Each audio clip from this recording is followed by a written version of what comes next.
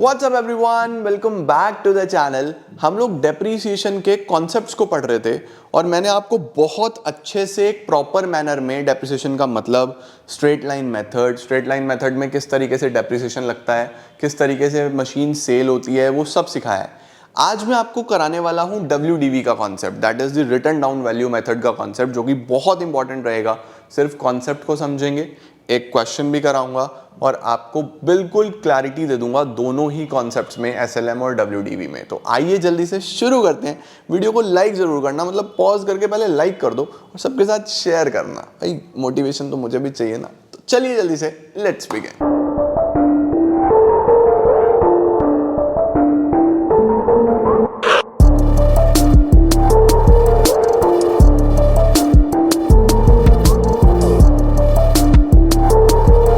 Let's talk about the concepts. क्या हम सीखने वाले हैं आज? रिटन डाउन वैल्यू मेथड और रिड्यूसिंग इंस्टॉलमेंट मेथड और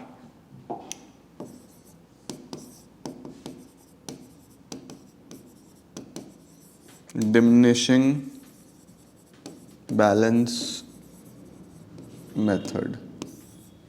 आओ जी, return down value method, reducing installment method, diminishing balance method.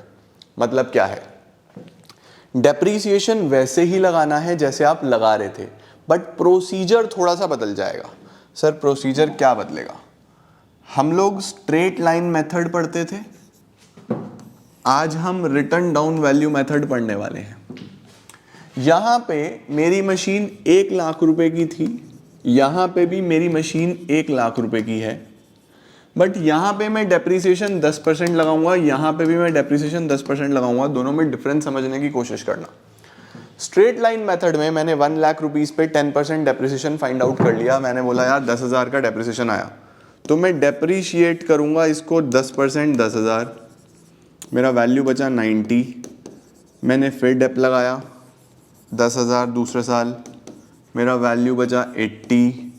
मैंने फिर डेप लगाया 10,000 तीसरे साल, मेरा वैल्यू बच गया 70 and it keeps on going like this. ऐसे ही चलता जाएगा, चलता जाएगा, चलता जाएगा। नाउ यहां पे समझने वाली बात है कि depreciation 10 10 10, this was equal instalment, इसीलिए इसको इक्वल इंस्टॉलमेंट बोलते थे। सेम कॉस्ट पे लगता था, इसको हम SLM बोलते थे, straight line method. WDV is return down value. सबसे पहले आप ये जानो कि what is this return down value. Return down value का मतलब होता है बच्चों वैल्यू आफ्टर डेप्रीसिएशन। वो वैल्यू जो आज की वैल्यू है, जो डेप्रीसिएशन के बाद वाली वैल्यू है। 1 लाख पे मुझे 10% डेप लगाना है, तो पहले साल जो डेप्रीसिएशन आएगा वो 10,000 का आएगा। मेरा मशीन अब 90 का हो गया है, तो मैं अब भी 10,000 डेप क्यों लगा रहा हूं? अब मेरा मशीन 1 लाख का थोड़ी ना है, मेरा मशीन अब 90 का है। और अगर मेरा मशीन 90 का है तो मैं डेप 1 लाख किस बात का, 10,000 किस बात का लगा रहा हूं भाई? मैं डेप्रीसिएशन 1 लाख पे क्यों लगा रहा हूं? मेरा आज का WDV रिटर्न डाउन वैल्यू ये है, तो डेप भी तो इसी पे लगना चाहिए ना। तो WDV में हर साल का डेप्रीसिएशन कम कम कम होता चला जाएगा और वो रिटर्न डाउन वैल्यू पे लगेगा, ना कि कॉस्ट पे। यहां पे तो बस आपने एक बार कॉस्ट पे निकाल लिया और चल रहा है भाई साहब सेम हर साल। यहां ऐसा नहीं होता। ये बोल रहा है जब मशीन 90 की है तो डेप भी 90 का 10% लगेगा, यानी 9,000। मेरा मशीन अब 81 का हो गया, ये इसकी WDV है, तो मेरा जो डेप्रीसिएशन है वो भी अब 8,100 लगेगा। ये जो मेरा वैल्यू आएगा ये हर साल WDV आता जाएगा और हर साल उस पर डेप्रीसिएशन लगता जाएगा। तो अगर आपसे क्वेश्चन पूछा जाए कि रिटर्न डाउन वैल्यू मेथड में क्या डेप्रीसिएशन हर साल सेम आएगा, हम कहेंगे नहीं, हर साल डेप्रीसिएशन कम होता चला जाएगा क्योंकि मशीन का कॉस्ट भी कम होता जा रहा है। तो इस हिसाब से इसको हम लोग क्या बोलते हैं? रिटर्न डाउन वैल्यू पे लगने वाला डेप। या रिड्यूसिंग इंस्टॉलमेंट हर साल कम होती जाती है, या डिमिनिशिंग यानी कम होने वाला डेप्रीसिएशन। दोनों में डिफरेंस समझ में आया?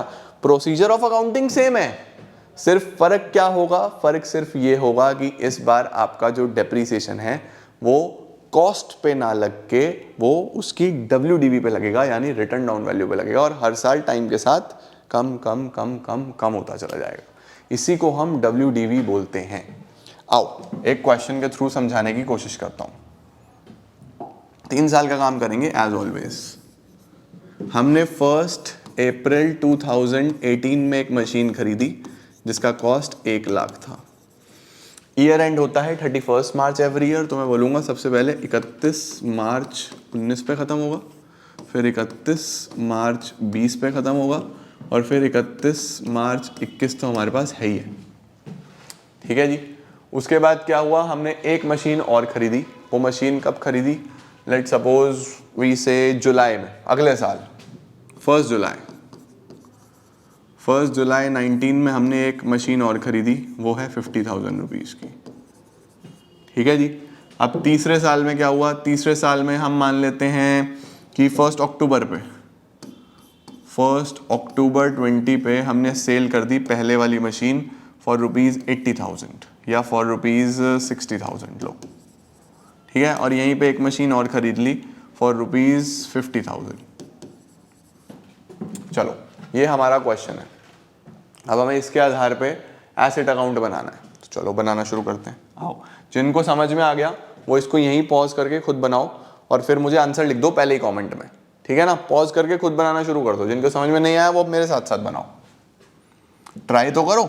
हमें यही तो देखना है कि कितना हमें समझ में आता है, कितना हमें समझ में नहीं आता। कोई दिक्कत थोड़ी ना है। कुछ बच्चे मुझे लास्ट वाली वीडियो में के कमेंट्स में बता रहे थे कि सर प्रोविजन वाला टॉपिक रह गया। बेटा रह गया, अभी चिंता मत करो, डेप्रिसिएशन कराऊंगा मैं तुम्हें डिटेल में, क्योंकि ये एक ऐसा टॉपिक है जिसमें बच्चों को प्रॉब्लम रहती है। मुझे पता है कौन सी चीज़ में प्रॉब्लम है, बहुत अच्छे से कराऊंगा, टेंशन मत लो बिल्कुल भी। ये और फाइनेंशियल स्टेटमेंट्स में भी तुम्हें प्रॉब्लम्स आएंगी, वो भी बहुत अच्छे से करेंगे हम लोग। Date particulars amount, date particulars amount. चलो शुरुआत करते हैं। 1 अप्रैल 2018 में मशीन खरीदी है 1 लाख की, तो यहाँ पे लिखता हूँ 2018 अप्रैल 1 टू बैंक अकाउंट 1 लाख की हमने मशीन खरीद ली। ठीक है जी। डेप्रिसिएशन 10% WDV है इस बार, SLM नहीं है, 10% रिटर्न डाउन वैल्यू। ठीक है, लिख देता हूँ मैं, डेप्रिसिएशन हमारा 10% पर एनम WDV मेथड से। चलो चले चले चले चले चले चले यहाँ के रुकना पड़ा। सर क्यों रुकना पड़ा? ईयर एंड हो गया 31 मार्च 19। चलो जी 2019 मार्च 31 बाय डेप्रीसिएशन अकाउंट 1 लाख पे 10%, 10,000 का डेप लगा, बैलेंस निकाल दो। By balance carried down 1 lakh minus 10,000 90,000। हमारे पास 1 लाख ये आंसर। ठीक है, पहले साल का काम हो गया। अगले साल की शुरुआत करते हैं। 2019 अप्रैल 1 टू बैलेंस ब्रॉट डाउन 90,000। अब चलते हैं जी आगे। चले चले चले चले 1 जुलाई पे रुकना पड़ा। 1 जुलाई 19 पे ही रुकना पड़ा। सर क्यों? क्योंकि हमने एक मशीन और खरीदी 50,000 की। July 1 to bank account machine number 2, this is for 50,000। देख रहे हो, प्रोसीजर इज सेम, कोई भी चेंजेस नहीं है। सर चेंज कहाँ पे आएगा? डेप्रीसिएशन में आएगा। देखो अब कैसे चेंज आएगा। चले चले चले चले चले ईयर एंड हो गया 31 मार्च 2020 मार्च 31 बाय डेप्रीसिएशन अकाउंट। सर इस बार मेरे पास 2 मशीन है तो डेप भी 2 लगेंगे, है ना? फर्स्ट का डेप और सेकंड का डेप। बस चेंज क्या है? अभी चेंज आ गया। अगर स्ट्रेट लाइन मेथड था तो पहली मशीन का डेप्थ सेम लग रहा था 10,000 रुपये, यहाँ नहीं, यहाँ WDV पे निकालना है, यानी इस पे लगाएंगे हम 90,000 पे। इसकी रिटर्न डाउन वैल्यू ये है ना, इस बार जब मशीन 90 की है तो डेप भी 90 पे लगना चाहिए, और डेट वही लेफ्ट टू राइट, अप्रैल से मार्च, पूरे 12 महीने का 90,000 रुपये का, तो डेप लगेगा 9,000। डेप कितना लगेगा इस बार? 9,000। यही चेंज है, यहीं पे आपको टॉपिक को समझना है, यही वो चीज़ है जो नई है, जो डिफरेंस है SLM में और WDV में। ध्यान से देखो, SLM होता तो सेम डेप्थ था, WDV है तो डेप्रिसिएशन चेंज हो गया, ठीक है। इस पे लगाओ 50,000 का 10%, वैसे बैठता है 5,000, बट यहाँ पे जुलाई से मार्च तो 9 मंथ्स का लगना चाहिए हमारे पास डेप्रिसिएशन। 50,000 पे 10% 5,000, और 5,000 इंटू 9/12 3750 का डेप्रिसिएशन आएगा।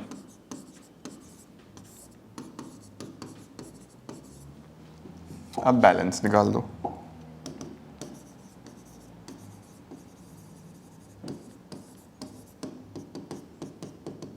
वन माइनस वन, 90 माइनस 9,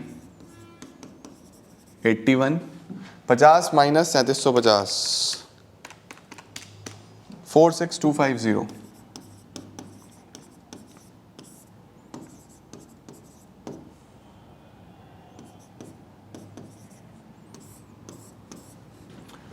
अब हम इसका टोटल लगा देते हैं, 140 और 140। देख रहे हो बैलेंस कैसे निकाला? पहली में से पहली का डेप्थ माइनस, दूसरी में से दूसरी का डेप्थ माइनस, तो हमारा बैलेंस आ गया, ठीक है। थर्ड ईयर पे चलते हैं, चलो। आई होप आपको SLM और WDV में डिफरेंस समझ में आ रहा होगा आपको। यहाँ लेके आते हैं 2020 April 1 to balance brought down, first और सेकंड 81,000, 46,250, 127,250 आ गया जी थर्ड ईयर में। चलो अब देखो क्या हुआ है इस साल में। यहाँ से चले चले चले 1 अक्टूबर पर रुकना पड़ा। क्यों रुकना पड़ा? पहले परचेज लिख लिया करो। 50,000 की नई मशीन खरीदी 1 अक्टूबर, तो अक्टूबर 1 2 मशीनें पहले से हैं, एक तीसरी मशीन खरीद ली सर, कितने की? 50,000 रुपये की। और इसी अक्टूबर 1 में हमने ये वाली पहले वाली मशीन बेच दी, पहले वाली मशीन सेल कर दी। तो आपको पता ही है सेल करते हैं तो बाय बैंक। सर क्या इस पर डेप भी लगेगा? हाँ बिल्कुल, अप्रैल से अक्टूबर तक तो यूज हुई है, क्या अक्टूबर भी काउंट करेंगे? नहीं, क्योंकि अक्टूबर के 1 पे ही बेच दी। भाई अगर मैं पूरा महीना अक्टूबर यूज करता तो अक्टूबर में भी डेप लगाता, बट अक्टूबर के पहले दिन पे बेच दी, तो अप्रैल मई जून जुलाई अगस्त सितंबर 6 महीने का डेप लगेगा बाय डेप्रिसिएशन फॉर 6 मंथ्स। और बाकी हमारा लॉस निकल आएगा, जिसको हम क्या लिखते हैं? By statement of profit and loss. सबसे पहले तो ये देखो कितने की डेप्रिसिएशन लगाओ डेप्रिसिएशन 81,000 पे 10% और 6 मंथ्स। मैं यहाँ पे लिख भी देता हूँ, 81,000 पे 10% और 6 मंथ्स कितना आ गया? 8100 आ जाएगा 10% और 6 मंथ्स। 4050 का तो डेप आ गया। 4050 का डेप। कितने की सेल हुई है machine? Machine was sold for 60,000, 60,000 की मशीन बिकी है। तो अब आप क्या करो, सिंपली 80 में से ये 81 में से ये दोनों फिगर्स माइनस कर दो, तो आपका ये लॉस आ जाएगा। 81,000 वाली मशीन पे 4,050 का डेप लगा, तो इसका वैल्यू 76,950 बैठता है। 76,950 वाली मशीन 60,000 की बेची है, तो लॉस आ रहा है 16,950 का।